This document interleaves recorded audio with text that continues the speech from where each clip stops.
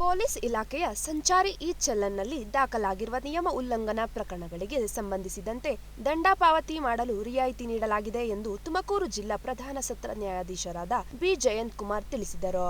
ಹೌದು, ಸುದ್ದಿಗೋಷ್ಠಿಯಲ್ಲಿ ಮಾತನಾಡಿದ ಅವರು, ತುಮಕೂರು ಜಿಲ್ಲೆಯಲ್ಲಿ ಸುಮಾರು 3 ಲಕ್ಷಕ್ಕೂ ಅಧಿಕ ಪ್ರಕರಣಗಳು ದಾಖಲಾಗಿದ್ದು, ಅವುಗಳ ದಂಡವನ್ನು ಪಾವತಿ ಮಾಡಲು ಸರ್ಕಾರದಿಂದ ಶೇಕಡ 50ರಷ್ಟು ರಿಯಾಯಿತಿ ನೀಡಲಾಗಿದೆ. ಪೂರ್ತಿ ದಂಡವನ್ನು ಕಟ್ಟಲಾಗದವರು ಈ ಅವಕಾಶವನ್ನು ಬಳಸಿಕೊಂಡು ದಂಡವನ್ನು ಕಟ್ಟಲು ಅವಕಾಶ ಕಲ್ಪಿಸಲಾಗಿದೆ.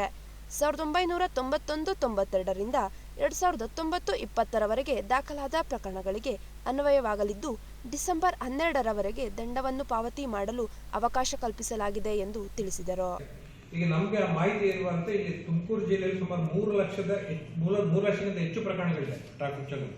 ಅದು ಈಗ ಏನಾಗಿದೆ ಅಂದರೆ 1991-92ರಿಂದ 2019-20ರ ಒಳಗಿನ ಟ್ರಾಫಿಕ್ ಚಲನ್ ಕೇಸುಗಳು ಈಗ ಇವತ್ತಿಂದ 21/11/2025ರಿಂದ 12/12/25ರ ಒಳಗೆ ಈ ಟ್ರಾಫಿಕ್ ಚಲನ್ 50% ಫೈನ್ ಕಟ್ಟಿಕೊಂಡು ಕ್ಲೋಸ್ ಮಾಡುವಂತ ಒಂದು ಆದೇಶ ಬಂದಿದೆ.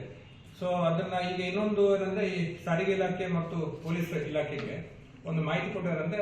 ಒಂದು ಬಿಸಿ ಪ್ಲೇಸ್ ಅಥವಾ ಒಂದು ಪ್ರದೇಶದಲ್ಲಿ ಒಂದು ಬೂತನ್ನ ನಿರ್ಮಾಣ ಮಾಡಿ ಜನರಿಗೆ ಅನುಕೂಲವಾಗುವಂತೆ, ಈ ಫೈನ್ ಕಟ್ಟಿಗೆ ಅನುಕೂಲವಾಗುವಂತೆ ಒಂದು ಬೂತನ್ನ ನಿರ್ಮಾಣ ಮಾಡಲಿಕ್ಕೆ ಕೂಡ ಆದೇಶವನ್ನ ಈಗಾಗಲೇ ಹೊರಡಿಸಿದ್ದಾರೆ.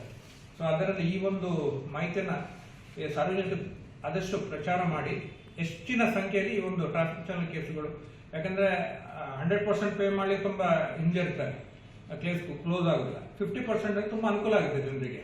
ಸೊ ಅದಕ್ಕೋಸ್ಕರ ಇದನ್ನ ನಿಮ್ಮ ಮಾಧ್ಯಮದಲ್ಲಿ ಪ್ರಚಾರ ಮಾಡಿ ಜನರಿಗೆ ತಿಳಿಸಬೇಕು ಅಂತೇಳಿ ಈ ಒಂದು ಪ್ರೆಸ್ ಮೀಟ್ ಅನ್ನು ಕರೆದಿದ್ದೇವೆ.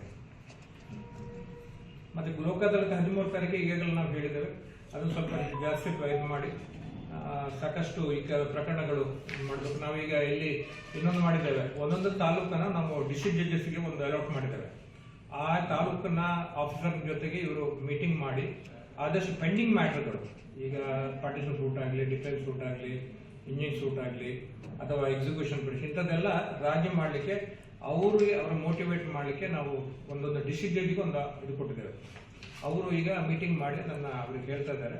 ಸೊ ಆದಷ್ಟು ಪ್ರಕರಣಗಳು ಮುಕ್ತಾಯ ಆಗಬೇಕು, ಯಾಕಂದರೆ ಪೆಂಡೆನ್ಸಿ ಜಾಸ್ತಿ ಆಗಿದೆ ನಮ್ಮ ಜಿಲ್ಲೆಯಲ್ಲಿ.